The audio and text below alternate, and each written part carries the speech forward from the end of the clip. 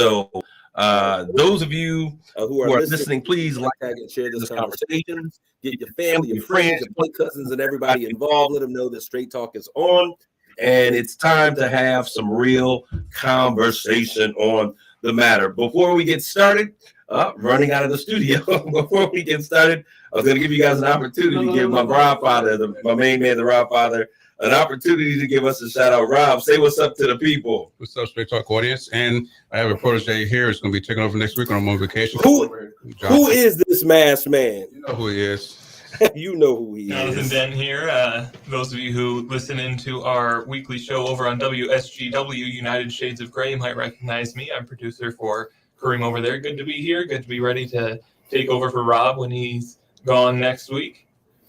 All right, so we got John and the Rob Father in the house on this evening. Good evening to all of you that are coming in. Stacy Crosby, you are number one in the social stream on today. Excuse me, I forgot to take off my sexy specs. But we're good now. So all of you guys, hopefully you can now concentrate because I've taken off the glasses. And it's just me. But I want us to get in and talk about a few things real quick so that I can give ample time to what's going on. You know how I start off. I always want to talk about what's on my mind. All right, let's talk about what's on my mind. The Heart of the City Awards are taking place. They're coming up June the 9th at 6 p.m. at the Horizons Conference Center. Now, if you're not aware of what the Heart of the City Awards are, the Heart of the City Awards is an awards program put on by the Michigan Banner and the Saginaw Community Foundation. Shout out to Renee Johnston and Jerome Buckley. The doors open at 5 p.m. I think 5:30. They say music is starting. There are 2 live bands that are taking place, and this is to celebrate the 20th anniversary of the Michigan Banner. Okay. Also happening that evening, in addition to awards and acknowledgments, there will be I don't want to say star-studded crowd. Saginaw's crowd. Folks from Saginaw that you know so well, leaders in the community. Also, there will be a Ray Lynn scholarship that is Mr. Buckley's deceased wife. All of this will be taking place. There's a scholarship award that will be taking place for that. And also, yours truly will be receiving what I am told is the Visionary Award. So those of you who are out there and you would like to get dressed up, get gussied up, and have somewhere to go, because most of you have been locked down for about 3 good years. Go in your closet, pull something out nice and fancy, because this is a black tie. I think it's formal, semi-formal affair. And so we want you to get out there. Tickets are just a simple $100, or tables. I think you can get it if you buy a table. The tickets are reduced, I think, by $20 or so. Make sure that you get on, contact the Saginaw Community Foundation or the Michigan Banner. And get more information concerning that, or you can shoot a question or whatever you have out there. Shoot it directly to me, and we'll talk about it a little bit. All right, so there'll be more coming on that as we begin to move forward, okay? So Heart of the City Awards coming up, the Visionary Award, Kareem Bowen from Straight Talk. All right, but let's keep moving.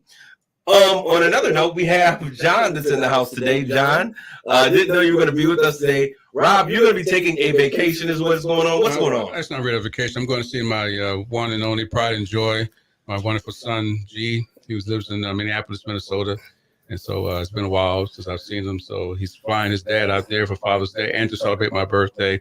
So I'm Rob, what's your birthday? It was this past May 11th. But May 11th. Okay, that's what I was thinking. Like, Rob, what's your birthday? Like a little bit ago. But you're going out to see your son. I'm gonna tell you, Rob is one of the hardest men, working men at Kiss 107. You hardly ever take a day off, and so for you to be out, I'm glad you're getting out, going to the Purple Passion City. Yes. Hopefully, you get a chance to go see Prince's museum. But I'm excited. So, what are you excited about most coming to see your son? It's been a minute. My son, period. He said, Dad, I got things lined up for you, but Sunday, the day before we go back home, I got a game. Do you mind? I said, anytime I spend with you, it's a blessing to me, because it's been almost 3 years since I've seen him. Wow. So whatever we're going to do out there, I'll just be happy. Even if we sat at home, just play chess, just look at TV, I'll be happy just to be with him. Well, I'm excited that you get out and getting this opportunity. If you knew my son, I don't think you ever met him, but if you knew him, you would know why. You know, I'm so proud of the way I am. All right, I hear he is a great young man, and I love to hear you talk about him because your heart begins to melt, and you can see how much you admire him as a young man. So that's great to hear. He's my heart, yes. Awesome. But we are going to have in his stead John B, as he is referred to. He's going to be sitting in. John, you're going to be with me next week for Straight Talk. Absolutely. But what I'm excited about is we got the news that coming up that United Shades of Grey, which is a show that shows on 790 AM and 100.5 FM, is going to be expanding its reach. We are now going to the Chicago market. Hey, here we come, Chi-Town. The show will be now also airing on 1340 AM on WJOL in Joliet, Illinois. So I got the right, Joliet, I think. Joliet. That's, you're right. Joliet, Illinois, United Shades of Grey. It will still air same time as always here for those of you listening in the Saginaw area. And so we just want you guys to just continually pray for us and listen in as we have those great conversations. Now, as the world should have been mourning on May 28th, not mourning, but really paying tribute and really just thinking about what took place on May 28th, 2 years ago, and I'm referring to the death of George Floyd. We should have been looking at and studying, how have we been impacted? How has life changed? What has been the change that we have seen in this nation as it relates to the social issues and the social justices, as well as police reform? Instead, we cannot get away from murder, violence, and the like. And so on this past week, instead of really taking in and looking at what was taking place and how we've come since George Floyd's senseless murder on May 28th, we are now sitting here and we are looking at what took place with Uvalde, the Texas massacre down just north of the border here. 19 students and 2 adults were murdered during that time. Such a senseless act. Now, this is the crazy thing, that the truth is being revealed, Rob. And I don't want to make it sound like a cover-up, but it looks like there was a cover-up that is now coming to surface. So not only are we having to deal with the loss of life, now we're having to deal with the impacted burden of what really took place. And I could imagine for parents who lost lives or family members who lost loved ones in this murder, this is really hard to bear. So the truth is coming out, Rob. What are you thinking? Well, it's hard to bear as any parent. Like, I'm a parent, my heart goes out to the people out there, and having lived through Sandy Hook and other schools in the area in Michigan and throughout the United States, my heart goes out to all that, because that could have been my son or some child or nephew, niece that I knew. As far as the cover-up thing, I'm holding the jury up on that, because some of the sheriffs or some of the police responders there had family members in that situation too, who were either directly involved as victims or indirectly involved. So while I don't like the whole hour wait thing, whatnot, and we still want to see what's going on with it, I'm just going to reserve judgment to a point to see what's going on, because they could have got there a lot faster, but we don't know all the details. Things are still, being unwrapped. Rob, Rob, I appreciate that. There you go, being a good man, Rob. I'm a half glass full guy. Well, okay, I'm not half full, but I think that you should call a spade a spade. Whatever we have, and it wasn't like they didn't show up. I had the facts. I had all the facts. I don't have all the facts. Well, I'll tell you what's been reported. So if the governor of school with the facts, the governor of Texas is cool and said that he was hoodwinked and he was lied to about the facts, and I feel okay with having the same conversation. So what we've come to know is that, yes, they arrived on the scene. As a matter of fact, I was trying to figure out what took so long, because there appeared to be somewhat of a chase. I don't know if it was a high-speed chase from where he killed his grandmother to where he crashed his car. And I was asking, why did they get there? Why did it take them so long before they could get to the location of this school massacre, to the school? Now we're finding out that they were actually there for about an hour. I don't know about most of you all that are out there, but I'm calling for somebody. I want heads to roll on this one. I'm sorry, Rob. This is we do so much, and we always want to say, it's not everyone. It's not everyone. Our officers, our police officers, are here to protect and serve, and I'm sure many of them do their job without incident. But there is a culture that is growing that we really need to redefine. And I'm not going to say this is a police fault, but honestly, when you take the job, you kind of know what it's about. You kind of know that, as a kid, when I was growing up, we played, which is probably offensive at this day and age, but we played Cowboys and Indians. And in that period of time, while we were playing Cowboys and Indians, there were the good cops and the bad cops. And, you're bang, what did you play? You played with guns. You bang, shoot them up. You understand that this is a part of the job. It comes with the territory, right?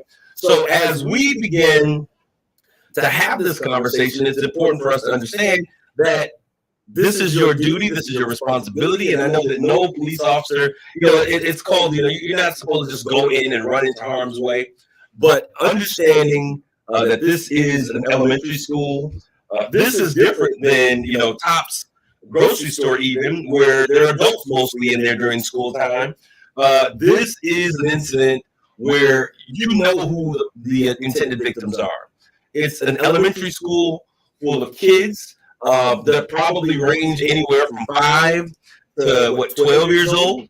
13, 14 might be going to 7, 8 middle school or whatever. So this is the targeted population. We understand who this is. And I'm sorry, I would be ready to turn in my badge if I'm sitting there knowing that someone who has an assault rifle, who has already committed a murder that they were then aware of, is, on the loose in a school.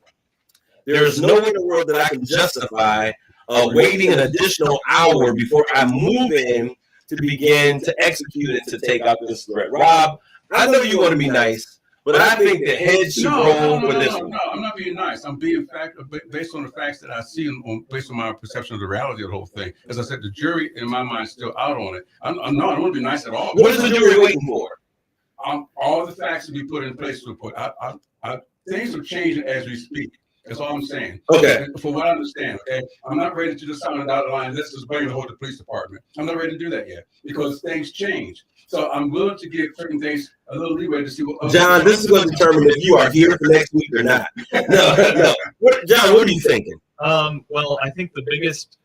I think with what you're saying, that heads should roll. There should be some kind of action. You have to understand, after the Parkland shooting a few years ago, absolutely, where some officers hesitated slightly before going in, a federal judge ruled that police have no duty to enter into an active shooter situation. No responsibility. No responsibility. No accountability to do so. No, yeah, they have no obligation to go in and protect people in the event of an active shooter situation. I get that. I think it's ridiculous. I think it's ridiculous because you know what you signed up for when it happened. Yep. So I'm just to be clear, I'm not arguing that. I don't dispute that. I'm just saying that, okay, in my perception, okay. Rob, you won't be here next week. You're fired for next week, okay? I just want you to know that.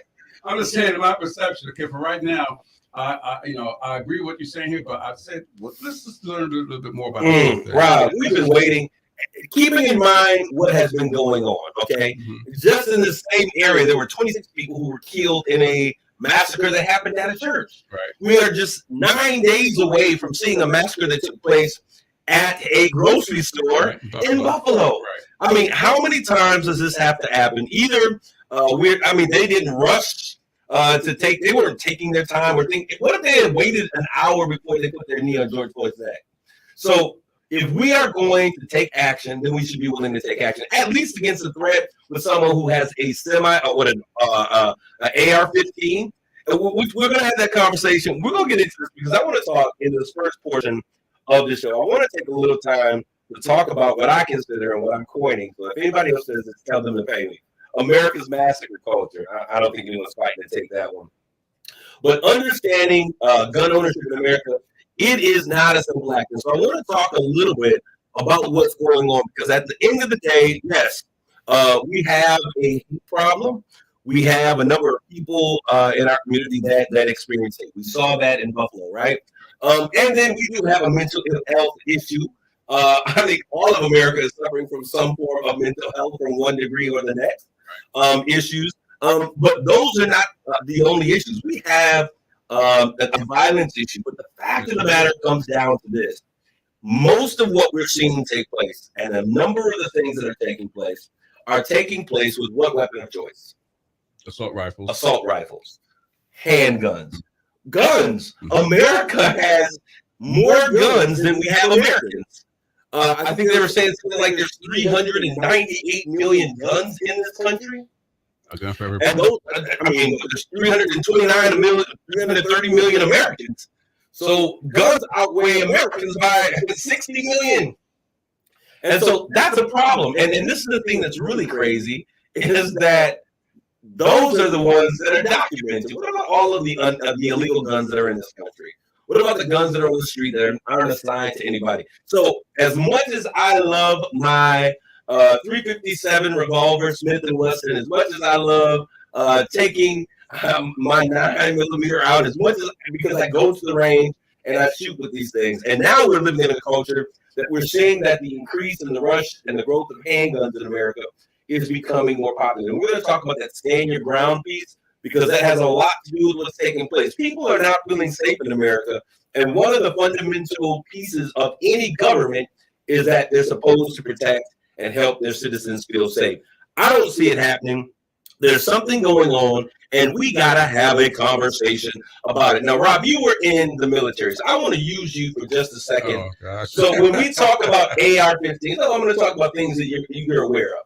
So when we talk about AR-15s, and you're much more of a gun aficionado than I probably am, that, but you're aware. Yeah. These are things that you've dealt with, you've handled. What types of things, did everyone carry an AR-15? No. When were you carrying AR-15s? Well, I wouldn't be in my rank or my rating because I was in the Navy, and I would have to be in the SEAL team. You wouldn't want to shoot the AR-15 on the ship, I guess. I don't think. Well, SEAL teams are Navy. Absolutely. So I don't think they carry them. I think it's a different type of rifle. I don't know the exact nomenclature, but I think they're assault rifles. They're assault rifles. So yes, because that's part of the job. I've learned to handle particular rifles for pistols, rifles, but not assault rifles of that sort. For general sentry duty, things of that sort, or burial details, or if we have to, if the ship was taken over, whatever it is, I'm on a reaction team. Those are the weapons I have to use, but we never used assault rifles when I was on the ship or in shore duty.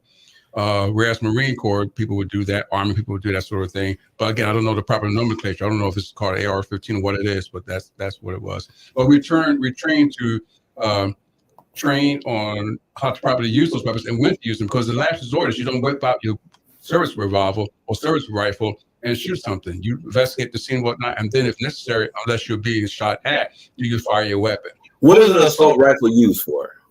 Kind of securely. Your word is assault. Assault. And this is not defensive action. Okay. And when you use handguns, we're talking about handguns. We're looking at a more close encounter combat. We're looking, I think that they were saying something like 20 meters or something like that is kind of where you pull out your handgun, 20 to 40 meters. And, when you get licensed and you're in there shooting, they show you how to shoot and they tell you about the distance. So when we talk about assault rifles, this is stuff that you use in combat. These are things that when you're taking out other snipers, you're shooting a distance. They're usually, what are the things on there? I can't think the lenses, I can't think of the name of it right now, but you look through them and they give you the sights. Yeah. So you have sights on them so that you can zero in on your target. The purpose of this type of weaponry is destruction. It is destruction of a target, of an enemy. And so here we have these types of guns. Or a warning shot, because snipers are trained to get warning shots in some aspects, if they have to. And some of them can go as far as a half mile or more, depending on the bullet and the type of gun, So my thought exactly, Rob. So why are we, as a nation, and it's funny because we have probably little under a half of America saying that they don't want any change to our gun laws. I would have to say that a large portion of that population have to be Republicans, and I couldn't make this stuff up. We are divided as a nation down political lines, Republican/Democrat independents, right down the middle in terms of what should happen. So this is what I say. When we see these things that are taking place, the only way that you're going to begin to see any change, the only way that you're ever going to make a difference is to not only abolish those guns, but you got to begin to make your vote count. And I'm not trying to make an assault on the Republican parties. Like I told you, I don't consider myself Republican or Democrat. I'm independent thinker. But the fact of the matter is, if there's an entire party that says it's okay that every now and then we have assaults on high school students, it's okay that every now and then we have senior citizens getting killed while they're out getting groceries and their medication, it's okay that someone can break into an elementary school and use these guns to kill people. And to me, if you don't change things, that's exactly what you're saying, Rob. The argument is it's not so much the type of rifle that you have in your possession, but the laws behind getting it and holding it. Because there are people who are gun aficionados who have all kinds of guns in the world, plastic or what have you. But are we authorized, or should we be authorized on the streets to carry a weapon inside a grocery store or a movie theater just for quote unquote protection? This is where I differ. And when you lax the rules of that sort of thing, as Texas have done, as the Governor Abbott has done, signed these things into law, then you have things like this happen, and then you go into the default mode. We blame it on mental health. We blame it on. And it's not mental health. There's a culture. We have an anger problem here in this nation. But when you look at us being the leading nation, we are supposed to be the leading and democratic nations in the civilized world. Well, and there are no other countries that we consider civilized nations that are anywhere near where we are as it relates to this particular issue on gun violence and gun control. As a matter of fact, there were other nations that had similar problems. And guess what they did? They changed the laws. When we look at where Great Britain was, Australia, Canada, New Zealand, all of those nations had issues with massacres and gun violence. And what did they do? They changed the laws. They go ahead, Rob. So to quote Donald Trump, we are the sugar honey iced tea country that he talked about. We have become that which he talked about. And I'm sorry, as a patriot, I have to say that, but it is what it is. I'm not sure what that means, Rob, even what you were trying to say. Excuse me. Enlighten me. That whole country that Donald Trump mentioned that he was against. Okay. We have become that which we have accused other countries of being. Okay. I want to give you guys a few statistics out there for those of you out there. I see Jeffrey Bulls who says abolish bad investment. Good evening, everyone else that's out there. We're so glad that you guys are out here. I want to give you guys some quick statistics, okay? This is from a Gallup poll of 2020, September 30th through October 15th, 2020. It says, as is typical, the rate of personal gun ownership varies most by political party and ideology, gender, race, ethnicity, region, and urbanicity. I didn't even know that was a word. With smaller differences seen by household incomes and marital status. Okay, these are the differences. It says that Republicans, 50% of these Republicans, and I think that they had a survey group of about 1,000 individuals, 50% rural residents, 48% men, 45% self-identified conservatives, 45%, and Southerners, 40%, are the most likely subgroups to say they personally own guns. Those numbers, Republicans, 50%. So there's half of those individuals that they surveyed out of the 1,000 people who identify as Republicans, 50% said that they own guns, that Republicans. When you look at rural residents, 48%. Men, 45%. What is also quite interesting is that when you look at those top three groups, those three groups across the board are the three groups that tend to be more involved in terms of owning guns. In terms of liberals, it said liberals, 15% of liberals said that they own guns. Democrats, 18%. Non-white Americans, 18%. Women, 19%. And Eastern residents, 21%. Some of those women probably need to get their numbers up with what's happening in this world in terms of you being able to train and use a gun for your protection. One of the things I'm going to tell you, and my family will also agree to this, and those who know me, I'm not a violent person by any means. As a matter of fact, I think that gun violence is when you pull your gun out, you have to be prepared to shoot it. Because guns have the potential, when you shoot a gun, it has the potential to kill somebody every single time. And I don't think many of us are aware of that. And most often when a person pulls a gun and they don't use it, they usually are killed by their own gun, Rob. So I think that for me personally, and me as a personal pronoun, but when I personally look at this, I got a gun. It wasn't even about protection for the home. I got a gun because I enjoy shooting. And they say that when most people are exposed to guns as a young person, they tend to be okay with having guns because I was taught how to load a gun, how to clear the barrel. We were shooting shotguns probably when we were 12 and 13, knocking out cans, shooting squirrel, that kind of thing in the backyard. Because I grew up in the country. And so guns was a part of the culture. So I get where rural America says, hey, we love our guns. It was a great part of what we did. As we got older, my uncle Leon used to go out with this white dude named Nick, and this is funny. And they would go out and they would bring back deer and things of that nature. I had bear meat and raccoon meat because my family We were, I don't know. Now it sounds like we're country bumpkins, but we really weren't that country. We just grew up in rural America.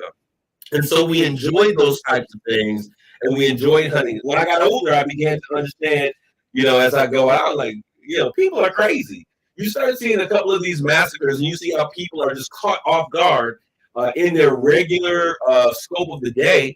You then have to say, look, I could either be, as we were talking once before about these no gun zones. I can either be a victim or I can have this opportunity to protect myself. What I'm saying is this: there are certain types of guns that should not be allowed for sale to everyday citizens. And then I also believe that there's gun back. How can you be against background checks?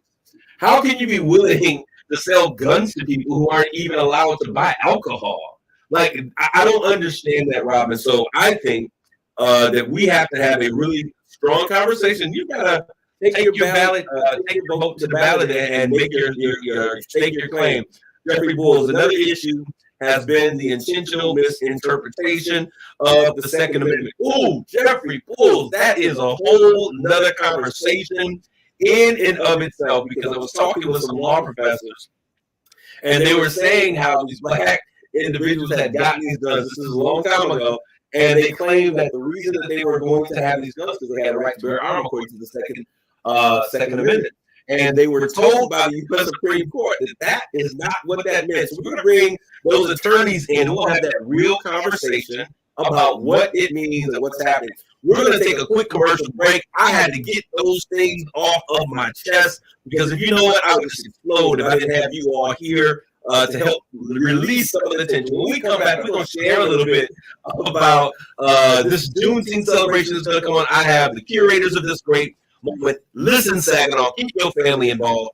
Tell Junebug and Ray them to tune in to the radio station because we're going to talk about Black culture and Black history as we celebrate Juneteenth. Stick and stay. Don't go away.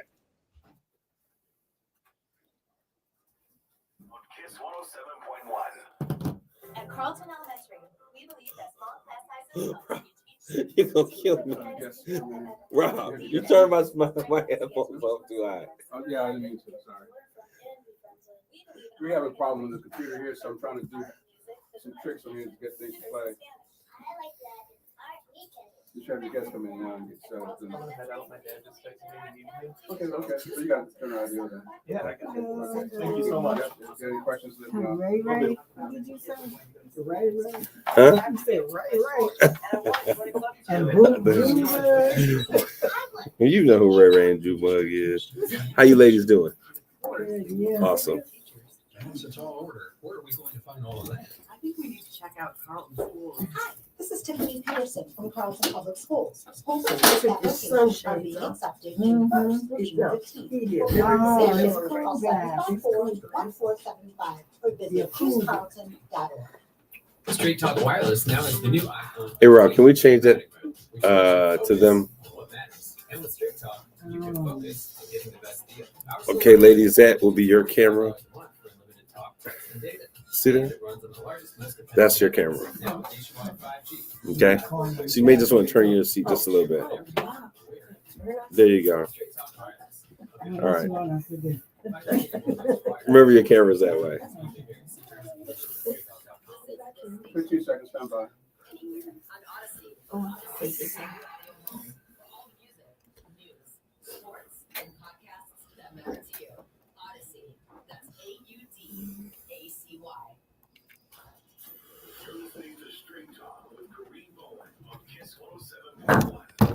Ladies and gentlemen, good evening. We are back, ladies and gentlemen. This is Kareem Bowen. For those of you who are just tuning in, you are tuning into the second half of Straight Talk with Kareem Bowen. I'm so glad to have you. I have some wonderful, beautiful young ladies in the studio with me today, and I'm going to ask one of them to smile. You're on candid camera. All right, we have with us in the studio today, Miss Renee Morris and Miss Linda Burt, and we're going to have a conversation about Juneteenth. It is here. We're finally getting ready to have this question, this answer to the question. Rob, I don't hear myself in my headphones. Hopefully the board can hear me. Thank you very much. All right, so we are going to be here, and Elaine Cook says, hello, Queens. She gives you a greeting all the way from Arizona. All right, y'all big time. International. But we have with us these two wonderful women who are with us today, really to talk about something that is very important.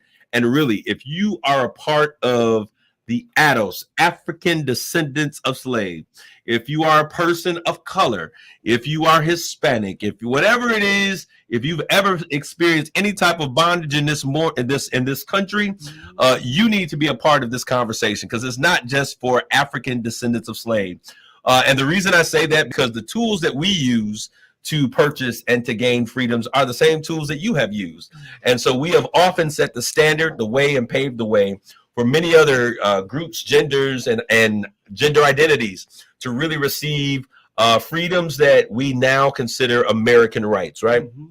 So, ladies, good evening. Say hello to our Straight Talk audience. Hello. Come on now, ladies. Now they did hello. You did that like my grandmother, Miss Bird. You don't want my skate cards. All right, but I have these wonderful women. I certainly love it, and I'm not sure how our coming together even began. It seems like light years, but I think that I got an inbox from you, Miss Morris. Yes, you did. And you began to telling me, hey, I need some help with this Juneteenth celebration. Why don't you let's start by talking about Juneteenth, because what I want to happen, and I'm hoping that those who are listening, see, we talk about what it means to be black and I'm proud and all of these things. This is really, in a very long time, one of the few things that celebrates our history like nothing else ever has. Yes, why don't we share a little bit about what is Juneteenth?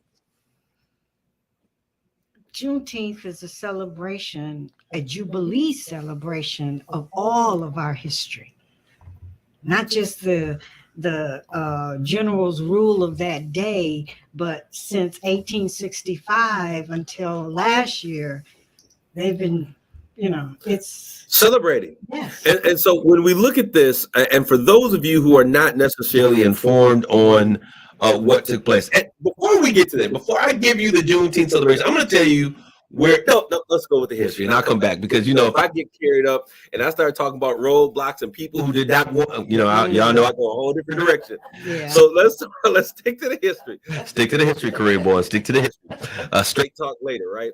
All right. So when we look at Juneteenth, we're talking about June 19th, and that date, 1965, was when President Abraham Lincoln, he officially signed.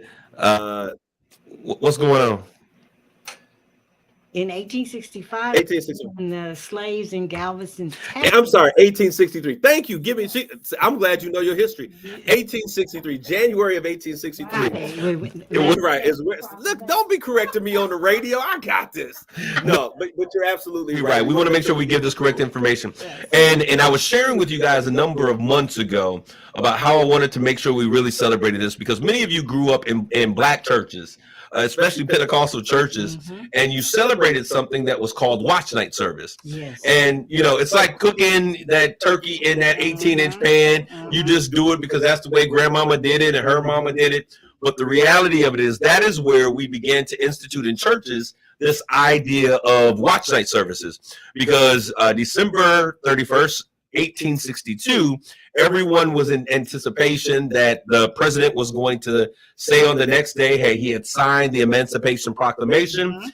So everyone was waiting with anticipation. So in January of 1863, we saw our President Abe Lincoln sign the Emancipation Proclamation, freeing and abolishing slavery in the United States. We get that right? Yes. All right. So I got my history checkers that are in the house right now.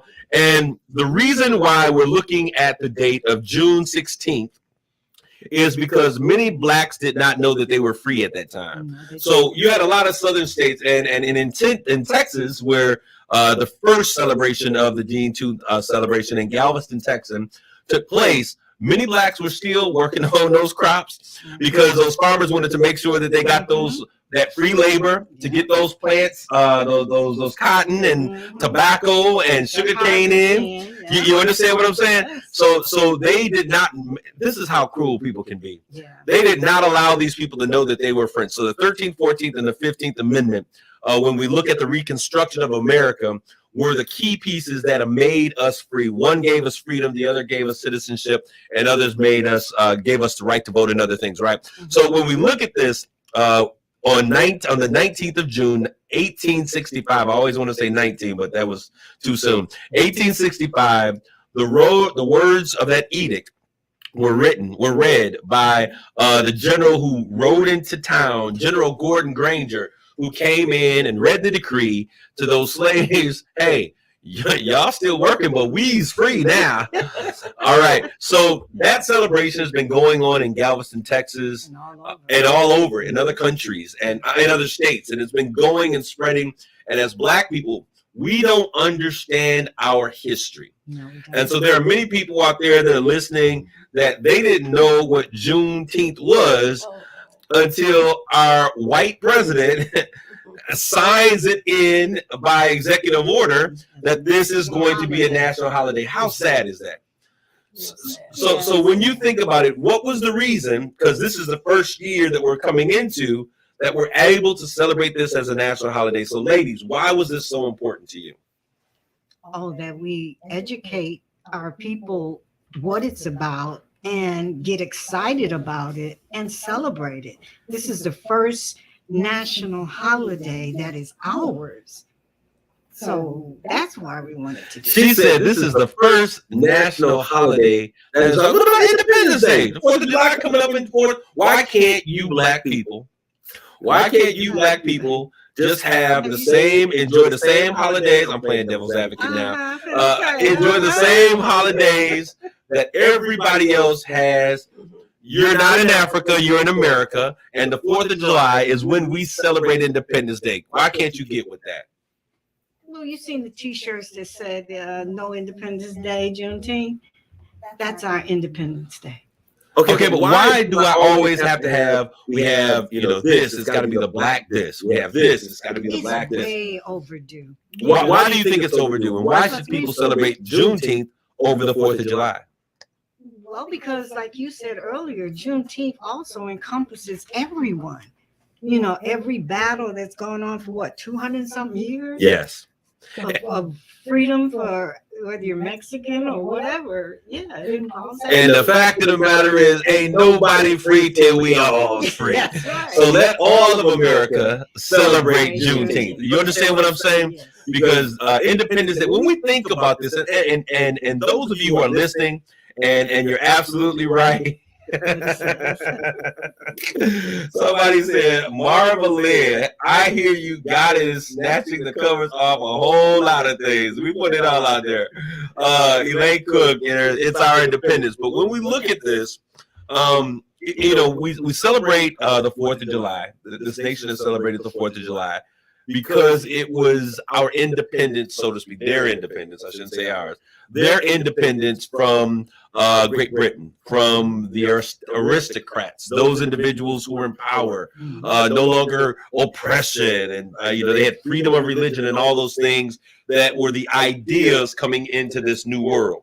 And so when they get to this new world, the colonizers, as we will call them, became, they were free. So they were like, we can do these things, rights to, pursuit of happiness, liberties, and all of these things. But those things were not given to every citizen that was in this new world. And so as we look through the years, and I always tell people, who come in, because I'll tell you what I always hear, well, blacks weren't the only people who were slaves. My family were from Ireland. My family were slave immigrants from Great Britain and everything. But there was no slavery like the slavery that existed in the United States. It was chattel slavery, where people were bought and sold as property. This is not indentured servant status. That is a whole different category of slavery. They shouldn't even be able to bear the same names. Absolutely, separating families intentionally to keep people down, right? And so when we celebrate Juneteenth, that is when all Americans became free. And, in the words of Martin Luther King, injustice anywhere is a threat to justice everywhere. And so when we think about Independence Day, honestly, it's the only one where all Americans were free. Everybody else has had freedom at that point, and Juneteenth set the record straight. So as we begin to think about, because y'all know I will go on forever as to why we need to celebrate this thing, but as we look for this, Sister Morris and Ms. Burt, as we look at this and we look at the celebration of this holiday coming, what should people expect? Tell us about what you have going on, because I'm going to tell you, people always tell me that I'm a big dreamer and I think big. Me too. And they say, I tell people I have a hard time thinking small. And, they tell people, don't get involved with Kareem unless you expected to do something big. And you came and you made me nervous with your big thinking. I've never been in that situation before. But I want you to say, Ms. Morris, why don't you share with the people what's going on and how they can get involved? Because it really will take a village. It'll take our entire community to celebrate this thing the way we need to. Yes. Friday night is the kickoff with the Miss Juneteenth pageant, the first one for Saginaw. Miss Juneteenth has been a part of the Juneteenth celebration in all states. It's a national pageant that we have connected with, and that will take place on that Friday, the 17th at 5 o'clock at the Horizon Center. Saturday, the Freedom Parade. The Freedom Parade. Da, da, da. Yes. We've never had a Freedom Parade in Saginaw. Now, I need to understand. This isn't. She didn't name this the Juneteenth Parade. No, And when you said it just right now, it is the Freedom Parade. yeah. And I want to tell you what in my mind. Can I give you the picture I see in my mind? In my mind, when I hear Freedom Parade, I'm thinking women, especially our senior women, young women, young people dancing in the street. I'm thinking bright colors and flags and banners and dancing and music. Some of that Creole music that we used to enjoy, Rob, I got Rob's attention. Some of that Creole music that we used to enjoy, just dancing and celebrating down the street. One thing about our people is that we have always known how to celebrate. Yes, we have. And there is nothing more that we should be willing to celebrate than your freedom. So the Freedom Parade, we're talking about dance teams, we're talking about churches.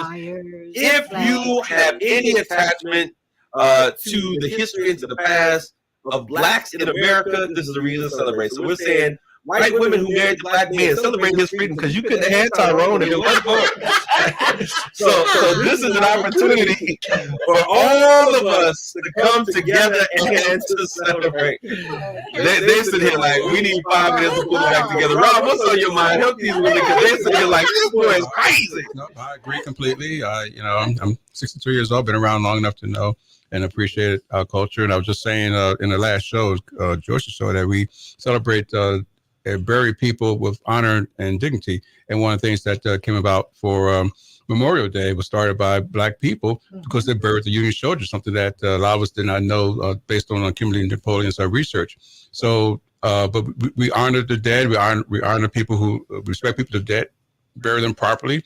And, we celebrate accordingly. That's why we have these, what do they call it? After the funerals, I forget what they call it then. But after the funeral, we get together and we have discussions and whatnot. Repass is what I'm looking for. And while we're still mourning, we know that, okay, that's over with now. Our this loved one wants us to move on and live life. And, it's no good to just stay in mourning all the time when you have ability to say, hey, I can still celebrate life until it's my turn to transition. Absolutely. And so I think that as we look at those type of historical factors, this gives us such a reason to celebrate. So on Friday, we are doing the pageant. And that pageant starts at what time? 5 o'clock. 5:00 p.m. And you have been working, as I understand, you have been working with the entrants or the young women who are part of this, the contestants, excuse me. Pardon me, the contestants. You have been working with these contestants and giving them pieces of culture, taking them to various places, teaching them poise and things that are very important for our young women to hear. So what does the Juneteenth, what is her official name? The Juneteenth Queen? Pageant Queen? Miss Juneteenth. Miss Juneteenth. There we There'll go. be a Miss Juneteenth and a little Miss Juneteenth. So there will be a Miss Juneteenth and a little Miss Juneteenth. What does Miss Juneteenth and little Miss Juneteenth, what do they represent to you? Our culture and our history. Their reign will start once they're picked at the pageant, And that whole year will be a year of her promoting being an advocate for Juneteenth and the history. So, and this is the thing that you need to understand about history, is that history, when we think of history, we always think about records of the past, and history is records of the past. But each of us are creating history every single day that we're here. So history is both in the history books, dead, but there is a living history that we are to embrace. And so as we begin to celebrate these types of things, we have the Juneteenth pageant queen, or Miss Juneteenth, as you say. It's important for us to understand that this is rewriting the history as we move forward. One of the most important things, and I say this so many times for Black America, is that we've got to stop letting everyone else write the narrative. That's right. We've got to pick up the pen, Right. get a hold of the paper, and begin to write our own. Yeah. Who can write our story better than us? No one. And so, we have the pageant queen on Juneteenth. Absolutely. And so as we look at this, Rob, thank you. You could have said this yourself. I was going to, but you know. Oh, go ahead. You got to. Rob always is my fact checker, and he keeps things I on was line. saying how Juneteenth is important here in Saginaw because it complements the annual Saginaw African Cultural Festival, in which I had an opportunity to MC for the last couple of years with Ralph Martin. And it was awesome. And you see the people come up there and live the African heritage right there, and it's beautiful. And so now that we have it here in Juneteenth in Saginaw, we can look forward to the following month or 2 months later in August to celebrate the Saginaw African Cultural Festival. Already agreed, whoever she will be at the African. I mean, we all Africans. Awesome. At the end of the day, come on, we have to, this is the thing.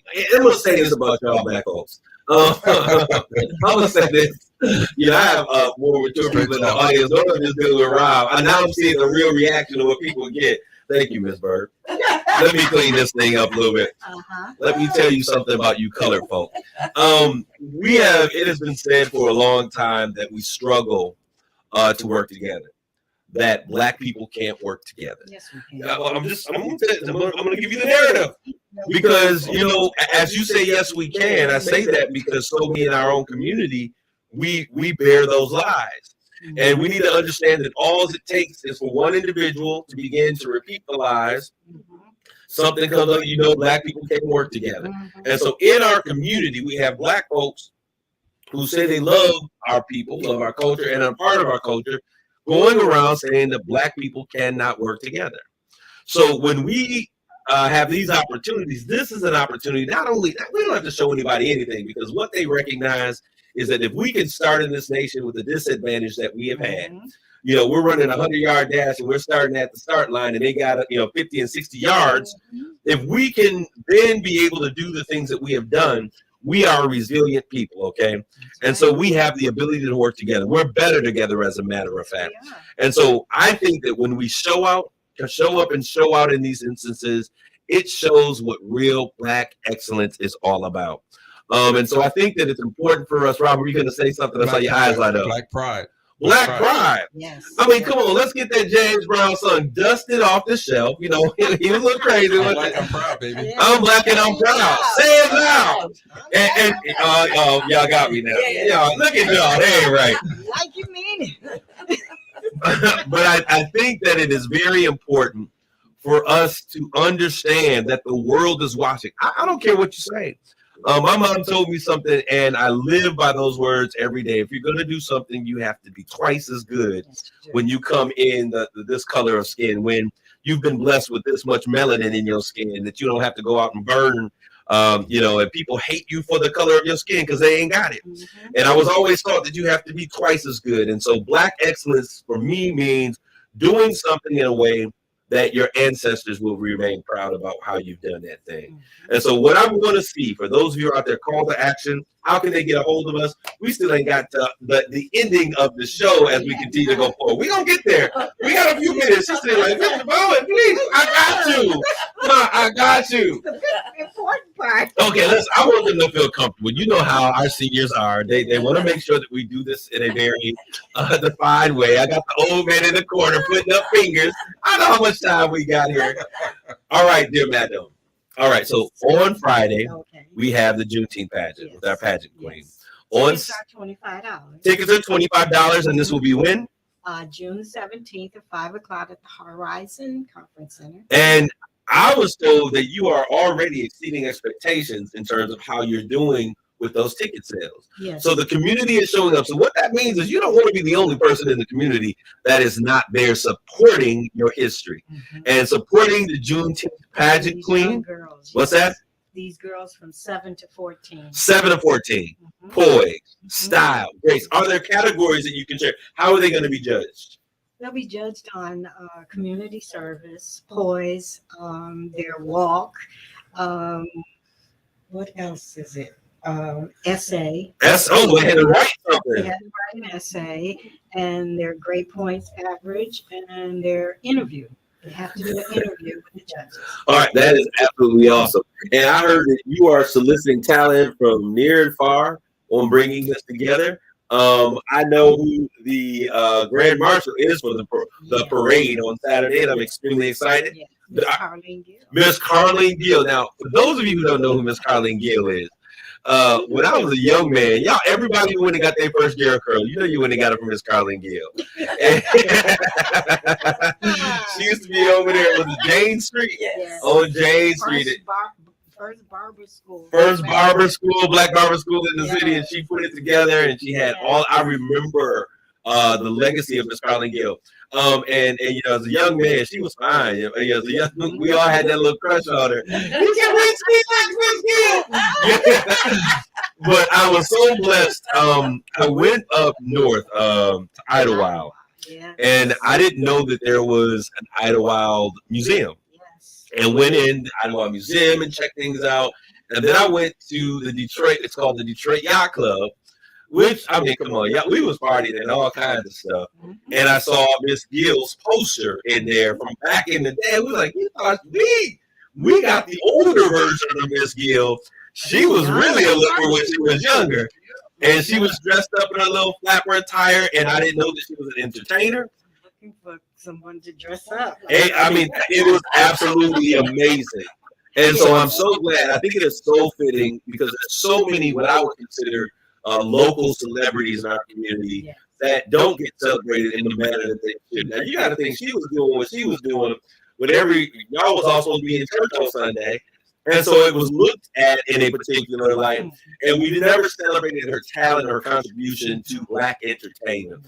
And so, Ms. Gill, we certainly celebrate you. And I think that this is, I was excited to know that she's going to be there. So we have Miss Juneteenth on Friday at 5 o'clock. 5 o'clock at the Horizon Conference Center. Tickets are $25. You can still get those tickets by going to Eventbrite or calling 989-906-4259. Okay, Eventbrite or calling 989 906-4259. 906-4259. All right, and then on Saturday we are getting up bright and early, 10 a.m. and we are having our Freedom Promenade, Freedom Parade. And we are marching down the streets of Washington Avenue. I'm not even going to talk about it. Thank you for the city folks who have. I had to help them understand how important it was for them to celebrate with us for Juneteenth, and they understood. And so they came through, and they're working with us. And we're going to make this happen. For those of you who know there's 2 shows you got to watch that are out there, we certainly celebrate you. But we're going to be doing that on that Saturday. And it is going to be a celebration of Blackness. I'm looking forward to it. Come out, fraternities, sororities, step groups, everyone that, if you consider yourself Black, and you play a vital role. Class of 2020. Yeah, get your school class, because Arthur Hill and Saginaw High are about to be things of our history. So listen, ladies, y'all can't find on air in front of me now. They said, they didn't forgot to on the radio. But those of you who are out there, I mean, Saginaw High and Arthur Hill are now really getting ready to be a part of our history. Right. So why not bring your graduating class from Saginaw High? Get your class together. Like we used to do. 1963, 1974, 1986, whatever it is, and march with your graduating class. 76, he said. I was just being born. But 78, baby. taking these moments to celebrate your class, bring your Black pride. Let's make this thing happen. Then on Sunday we have, which I'm going to be a part of what's happening on that Sunday, and we're so excited about it. So why don't you tell us what's happening on Sunday, Miss Morris? Sunday is the Father's Day Festival. Juneteenth Father's Day Festival. Ain't no father like a black father. I said it now. And we're going to celebrate black men because black men need to be celebrated. You know, I had an opportunity to work with President Obama's White House, and we were trying to encourage fathers to be better fathers. It's so important for us to celebrate black men because every black man is not locked up. Every black man is not a deadbeat. Every black man is not incarcerated. There are some, and some of them have been incarcerated, got out, and have become better fathers. So it's important for us, if we want to see something different, we've got to do something different. And so Juneteenth, actually, which is the day, we're going to celebrate black fathers. Yes. And the reason why this is important is because at the center of everything that happened in this nation in terms of slavery, the center of their ire and their disdain was that black family. And the head of that black family was that black man. And so they would do certain things to our black men to break those men down, to cause those men to feel like they were less than men, to take away their wives, sleep with their wives, create whole families, and then give them their wives back. To say, you know, what we had to go through as black men. And I thank you, black women, for taking this moment to celebrate black men. And it's going to be so important. So we want all you black fathers, churches, don't get sedity and high religious now. This is Father's Day. It is a Sunday. But we want all of the churches to come out and support. We know we have Pastor Coleman. There's other pastors that are going to be involved. What else is happening on that celebration Sunday? We'll be honoring Carl Williams for being the first Afro-American representative for our area. Okay. And we'll be honoring Wilma Ham for being the first mayor. And there will be a what do you call it when they not an edict, but when the city, there will be a number of presentations from city and state folks. A declaration. State and from the county and hopefully from the city. Our city mayor is 100% behind it. Trust me. We've been working back lines and alleys to get things happening. And so I want to thank you, Brenda Moore, for helping. You know, some people may feel a certain kind of way, but I'm telling you, she's working back channels and making things happen. Rob, I got you too. Where this is going to take place, this is all happening right downtown. Morley Plaza. 11 o'clock, there's a free bike helmet giveaway for 50 kids. First come, first serve. Then at 12 o'clock, there's a 3-on-3 boys and girls basketball tournament. Then at 1 o'clock, 1 to 6 is the program.